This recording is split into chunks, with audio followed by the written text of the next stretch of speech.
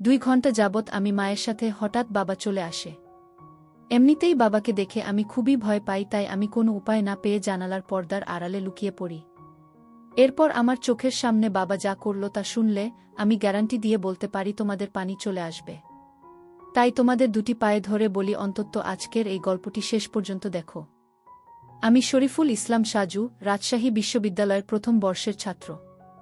ছোটবেলা থেকেই লেখাপড়ায় বেশ ভালো ছিলাম, নামাজ রোজা হতে শুরু করে সকল প্রকার ভালো কাজের মধ্যমণি ছিলাম আমি।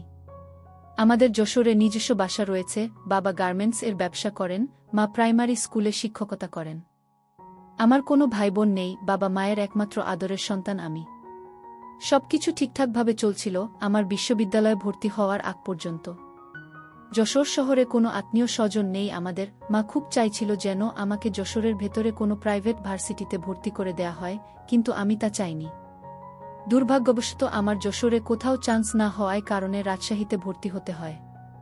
ভার্সিটি এলাকার কাছাকাছি একটা বাসা ভাড়া করে আমি আর আমার আরও 2জন ক্লাসমেট একসাথে থাকতে শুরু করি।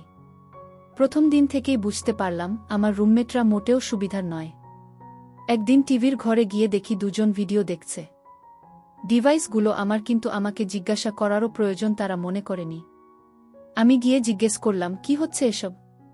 আরে দোস্ত, তুই কি লজ্জা পাইতেছোস নাকি ভদ্র সাজতেছোস? উল্টাপাল্টা বকবি না, খবরদার।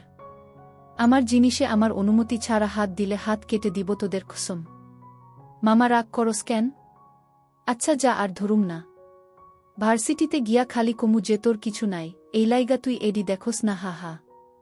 সাদিয়ার সামনে এডি কইলে তো তোর চান্সই নাই, আর হো হো হো। এইসবে ভার্সিটি টানোস কেন? আচ্ছা যা করতেছোস কর, কিন্তু যা যেমনে ছিল সেভাবে রাখবি। সাদিয়া আমার ক্রাশ, ওকে আমি পটানোর ধান্দায় আছি, এটা সাদিয়াও জানে। ওকে মামা প্যারা নাই। এভাবেই শুরু। কৌতূহলবশত আমিও ওদের সাথে দেখা শুরু করি এসব নিয়মিত। সময় ভালোই কাটে, অনেক বিষয় নিয়ে আমরা আলাপ করি। সেখান থেকেই আমার মাকে নিয়ে আমার মধ্যে ফ্যান্টাসি তৈরি হয়, ধীরে ধীরে এই চিন্তা আরও গভীরভাবে মাথায় গেঁথে বসে। এরই মধ্যে ফাইনাল পরীক্ষা শেষ হয়ে গেছে, রেজাল্টও বেশ ভালো এসেছে। এবার নিজ বাসায় যাব কিছুদিনের জন্য, মাথার মধ্যে একটাই চিন্তা, এই 1 মাসে মাকে কিভাবে আমার হাতের মুঠোয় নিয়ে আসব। এবার মার বর্ণনায় আসি। নাম জেসমিন বেগম। মার বয়স প্রায় 38। বড়লোকি মেয়ে, কোটিপতি স্বামী, পড়াশোনায়ও অনেক উঁচু, তাই মার হাঁটাচলা, কথাবার্তার ধরনেই মডার্ন ছাপ। মা 5 ওয়াক্ত নামাজ পড়েন, স্কুলে পড়ান, বাসায়ও নানা কাজ করেন, তাই মার বয়স বোঝাই যায় না। গায়ের রং ফর্সা, মা বাহিরে গেলে এলাকার প্রত্যেকটা ছেলে ভ্যা করে তাকিয়ে থাকে। যদিও আমি কখনোই মাকে এভাবে ভাবতাম না, কিন্তু রাজশাহীর এই 2 বন্ধুর পাল্লায় পড়ে নিজের বিবেককে গোল্লায় ভাসিয়ে দিলাম। আজ যশোরের নিজের বাসায় এসেছি। রাত হয়ে গিয়েছে, বাবা মা 2জনই উপস্থিত ছিল। বাবার সাথে হ্যান্ডশেক করলাম, মার সাথে কোলাকুলি করলাম। তাকে ছাড়ার সময় মধ্যে আলতো করে ঘষা দিয়ে এলাম, এমন ভাবে দিলাম যাতে টের না পায়। মা চমকে গেলেও কিছু প্রকাশ করলেন না। অ্যাক্সিডেন্টলি ভেবে উড়িয়ে দিলেন। একসাথে ডিনার করতে বসে আমার রাজশাহীর লাইফ, ঢাকার হালচাল, বাবার ব্যবসা এসব নিয়ে আলাপ করতে থাকলাম। আলাপের মাঝে মাঝে প্রায়ই মার দিকে তাকাচ্ছিলাম, তবে বাবা খেয়াল করেননি। মার চেহারা খুব ফ্যাকাশে হয়ে গেল। খাওয়া দাওয়া শেষে আমরা গেস্ট রুমে কিছুক্ষণ আড্ডা দিতে বসলাম। বাবা হঠাৎই বড় একটা উপকার করে বললেন, উনি আজ সারাদিন কাজ করে টায়ার্ড, এখন ঘুমিয়ে যাবেন। ব্যাস, গেস্ট রুমে এবার আমি আর মা একা। কিছুক্ষণ এটা সেটা নিয়ে গল্প করার পর 2জন একসাথে সোফা ছেড়ে উঠলাম। মাকে হঠাৎ পিছন থেকে ধরে বললাম, মা আমি তোমাকে ভালোবাসি। এভাবে ধরে আছিস কেন? ভালো তো আমিও তোকে বাসি রে বাবা সাজু। মা এটা এই ভালোবাসা নয়। তোমাকে আমি অন্যভাবে ভালোবাসতে চাই, যেমনটা বাবা তোমাকে এককালে বাসত। যেভাবে আমি হয়েছি। এখন যে বাবা পারেন না সেটা তো আমি জানি মা। তুই কি বলছিস এগুলো? মা আমার হাত দুটো নিচে নামিয়ে ঘুরে দাঁড়ালেন। আমি জানি আমি কি বলছি মা। তোমার একটা চাহিদা রয়েছে। এখনই উত্তর দিতে হবে না। তুমি ভেবেচিন্তে উত্তর দিও আমায়। আমি তো আর উড়ে যাচ্ছি না। এই বলে হামি দিয়ে আমার রুমে চলে আসলাম। মা ওখানে কিছুক্ষণ হতভম্ব হয়ে দাঁড়িয়ে রইল। আমি নিজের ঘরে শুয়ে বারবার চিন্তা করছিলাম, এভাবে অ্যাপ্রোচ করাটা কি ঠিক হলো কিনা। কিন্তু আমি জানি মা বাবাকে বলবেন না। কারণ আমি ছোটবেলা থেকে খুবই বাধ্য ছেলে ছিলাম, আমাকে মা সম্পূর্ণ ভিন্নরূপে চেনেন। তাই এই রূপটা দর্শন করার পর খানিকটা হিমশিম খাওয়াই স্বাভাবিক। পয়সা মাটিতে ফেলে দিয়েছি, এখন দেখি কতদূর পর্যন্ত গড়ায়। পরদিন আমি ঘুম থেকে উঠলাম খুবই সকালে, কিন্তু বাসায় এখনও সেটা কেউ টের পায়নি। মা বাবাকে নাস্তা করিয়ে বিদায় দিয়ে দিলেন। এরপর মার ঘরে উকি দিলাম। দেখলাম মা একটা হিজাব পরে রয়েছেন। মা কখনোই ঘরের মধ্যে হিজাব পরেন না। নিশ্চয়ই আমার জন্য এমন কাজ। মা বিড়বিড় করে নিজের সাথে কথা বলছিলেন। আমি নিজের কানকে বিশ্বাস করতে পারছি না, আমার নিজের গর্ভের ছেলে আমাকে এভাবে প্রস্তাব দিতে পারে। আমি কি ওর বাবাকে জানাবো? না না, থাক। ওর বাবার এমনি হার্টে প্রবলেম, এসব বললে কোনো সময় কি করে বসে। হে আল্লাহ, আমাকে শক্তি দাও, এসব কাজ হতে আমাকে রক্ষা করো। আমি নিজের রুমে চলে এলাম। পরবর্তী চাল খুব সাবধানে ফেলতে হবে।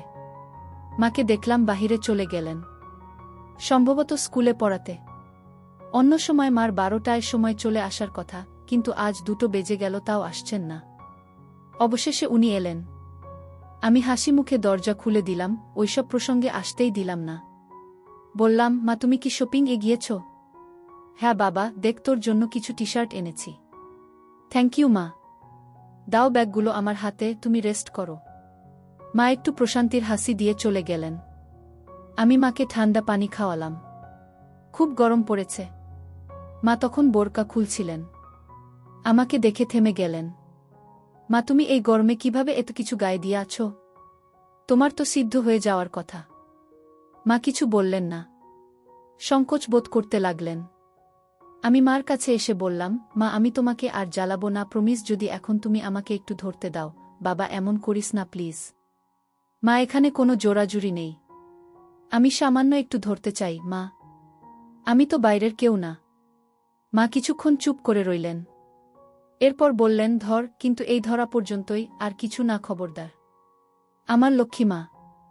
মা অনেক ধন্যবাদ। দেখেছ, তুমি অকারণেই ভয় পাচ্ছিলে। আমি কি তোমাকে কোনো কষ্ট দিয়েছি বলো? মা চুপ করে রইলেন। নীরব সম্মতি। পরীক্ষার পর বিরাট ছুটি চলছে।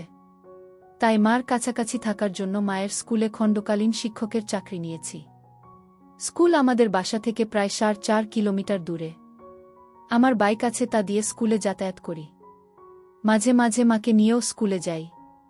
নার্সারি থেকে 5ম শ্রেণীর শিক্ষার্থী রয়েছে স্কুলে।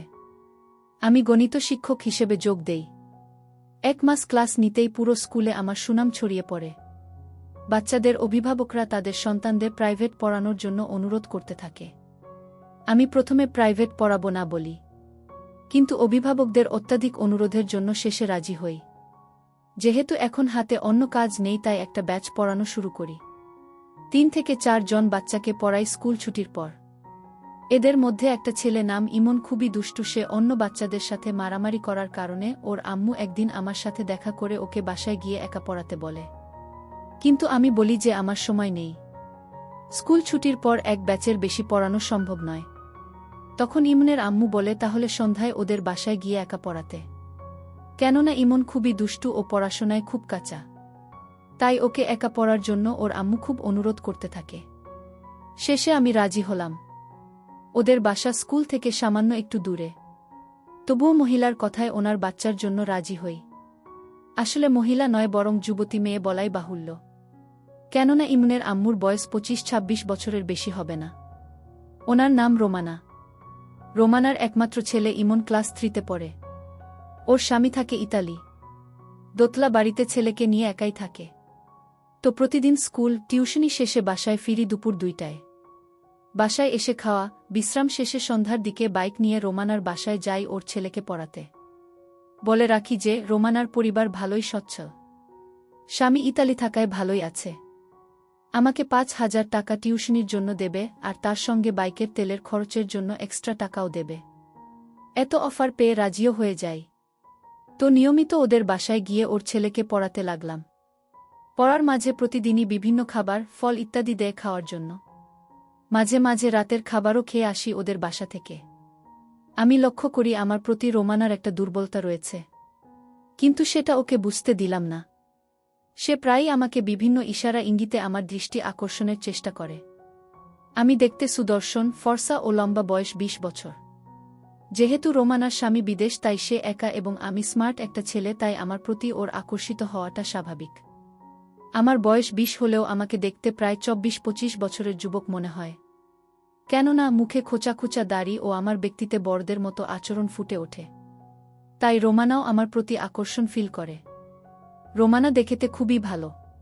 দেখতে তামিল নায়িকা আনুষ্কা শেঠির মতো হুবহু। লম্বায়ও 5 ফুট 6 ইঞ্চির মতো হবে। আমি লক্ষ্য করি সে প্রতিদিন টাইট টপ পরে। আমি ইতস্তত ফিল করলেও সে আমার সামনেই ঘুরঘুর করে। কিছুক্ষণ পর পর এটা ওটা খাবার, ছেলের খাতা, কলম নিয়ে আসে আর আমার দিকে লক্ষ্য রাখে যেন আমি ওর দিকে তাকাই। আমি সব বুঝতে পারলেও রোমানাকে কিছু বুঝতে দিলাম না। এভাবেই প্রায় 1 মাস চলে গেল। আমি স্কুলের চাকরি ছেড়ে দিলাম। কিন্তু রোমানার ছেলেকে পড়াতে থাকলাম।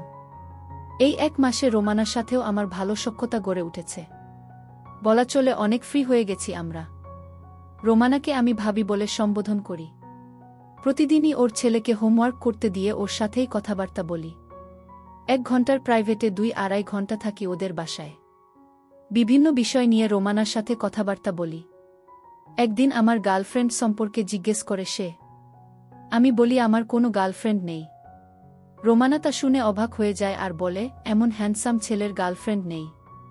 তার কথা শুনে আমি হাসলাম। রোমানা বলে, আমার বয়স যখন 15 তখন আমার বিয়ে হয়। কোনোদিন প্রেম করার সুযোগ পাইনি, হা হা। আমি বললাম, সমস্যা কি, আপনার স্বামীর সাথে প্রেম করবেন? আমার স্বামী 2-2.5 বছর পর পর দেশে আসে। প্রেম করার তো সুযোগ নাই। স্বামী প্রবাস থাকলে এটা একটা সমস্যা। হ্যাঁ, যাক, বাদ দাও দুঃখের কথা। তোমার কথা বলো। ভার্সিটিতে ভর্তি হয়েছ? রাজশাহী বিশ্ববিদ্যালয়ে ভর্তি হলাম। ওয়াও, রাজশাহীতে? সেখানের পরিবেশ খুব সুন্দর। কিছুদিন পর ক্লাস শুরু হবে। ওহ আচ্ছা সাজু, সামনের শুক্রবারে কি তুমি ফ্রি আছো?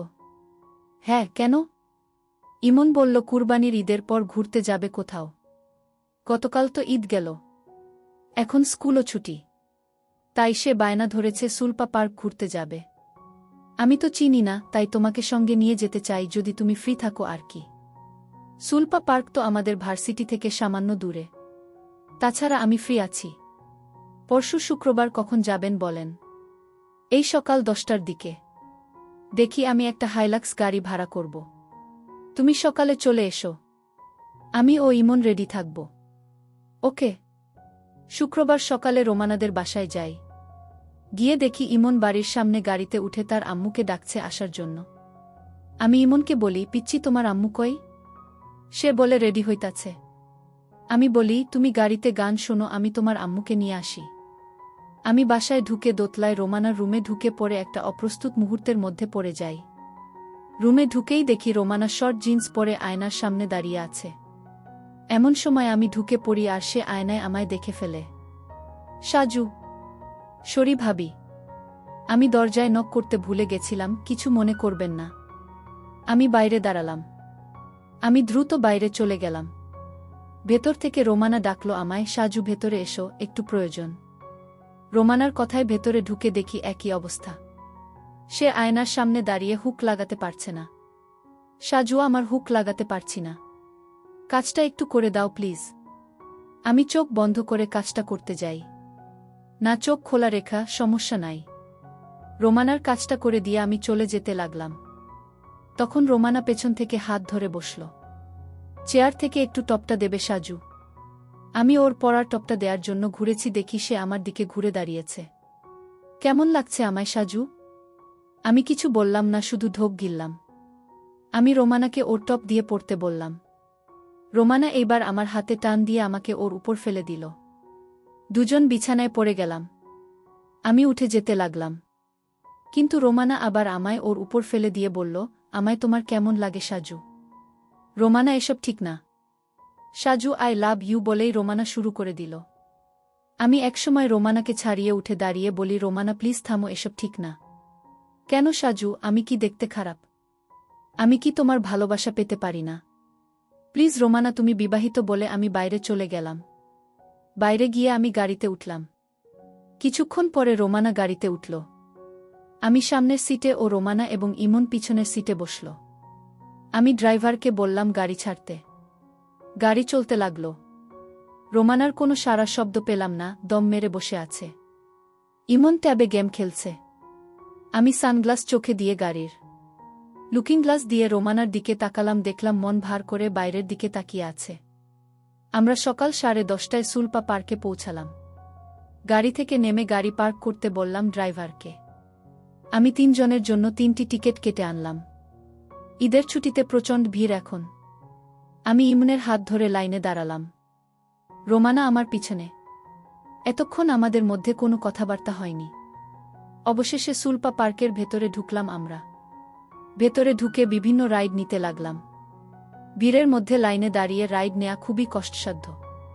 তবুও প্রায় 10-12টা রাইড নিলাম আমরা। ইমন দেখলাম খুব খুশি। রোমানা মন ভার করে শুধু আমাদের সঙ্গ দিচ্ছে। দুপুরে একটা ক্যান্টিন থেকে সামান্য খাওয়া দাওয়া করলাম আমরা। ঘুরতে ঘুরতে বিকেল হয়ে এলো। এমন সময় ইমন বায়না ধরল ওয়াটার স্লাইডিং করবে ও পুলে গোসল করবে।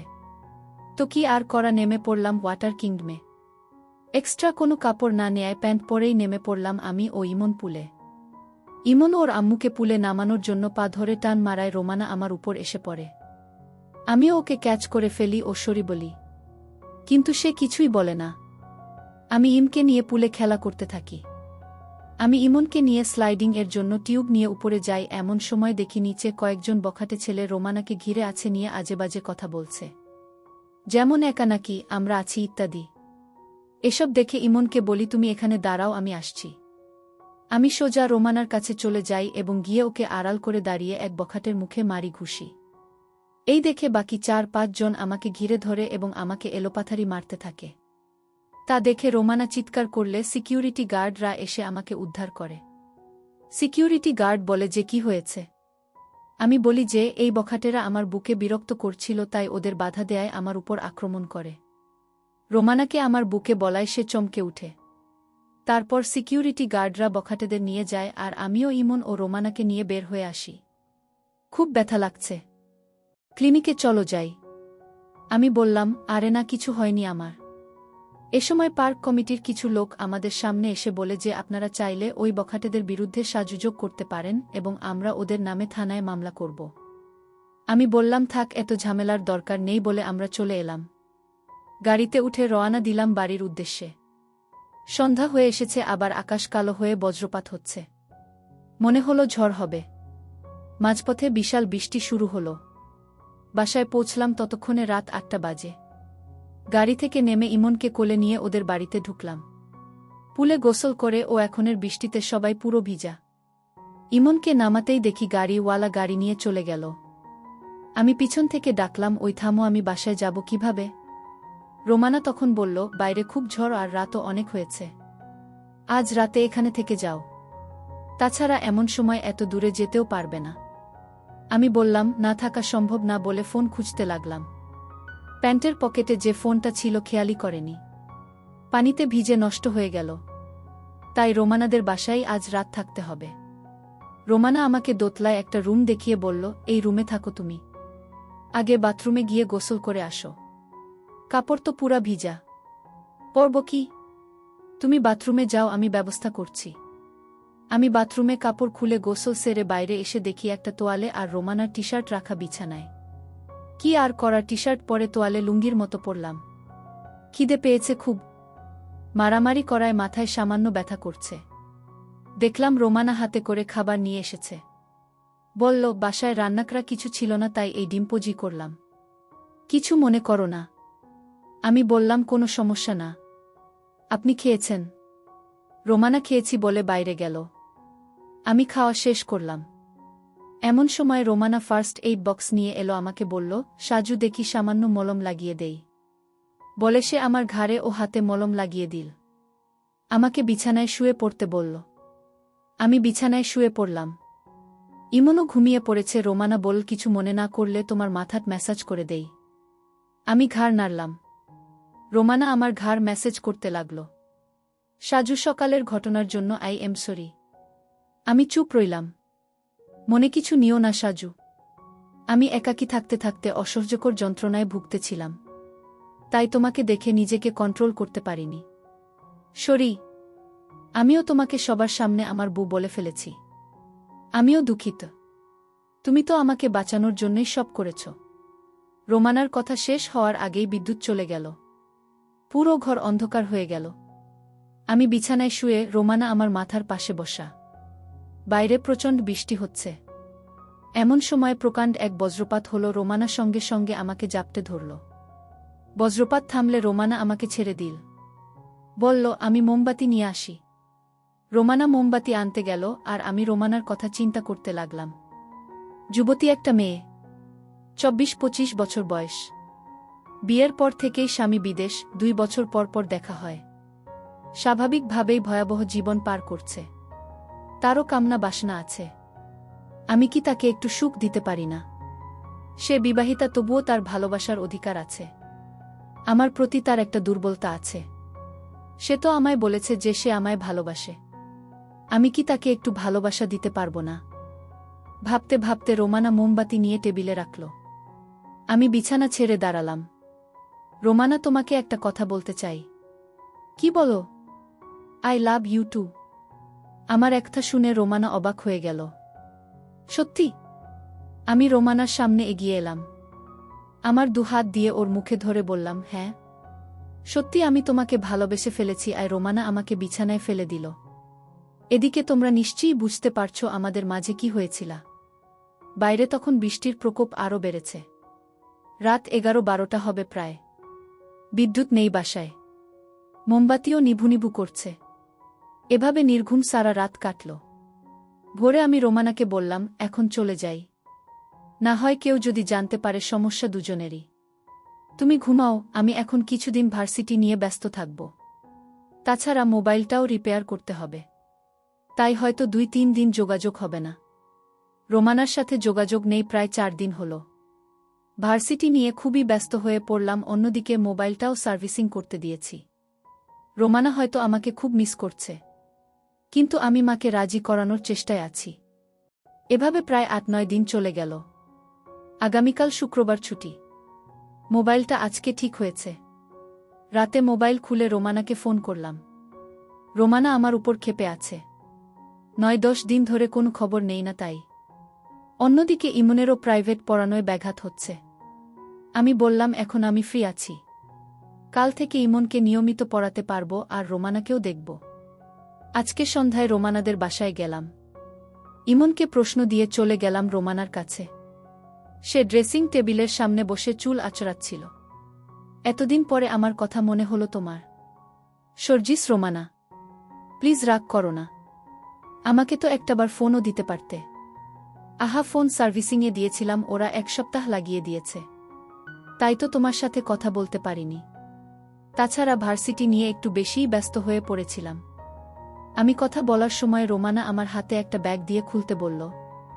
ব্যাগ খুলে দেখি একটা আইফোন মোবাইল। এটা তোমার জন্য। এত দামি ফোন আমি নিতে পারবো না রোমানা। আমার স্বামী গতকাল এটা পাঠিয়েছে আমার জন্য। আমি আইফোন চালাতে পারি না, তাই এটা তোমাকে গিফট করলাম। তোমার না 10 তারিখে জন্মদিন। মনে করো এটা অগ্রিম গিফট। আমার জন্মদিন তুমি জানো কিভাবে? বুদ্ধু, তোমার ফেসবুকেই তো দেয়া আছে। ও হ্যাঁ, এই 10টা দিন আমি শুধু তোমার কথাই ভেবেছি। এখন আমি ফ্রি আছি রোমানা। এখন আর তোমাকে যন্ত্রণা দেব না। হঠাৎ ইমনের ডাক শুনলাম, স্যার হোমওয়ার্ক শেষ। আমি রোমানাকে বললাম, অপেক্ষায় রইলাম তোমার।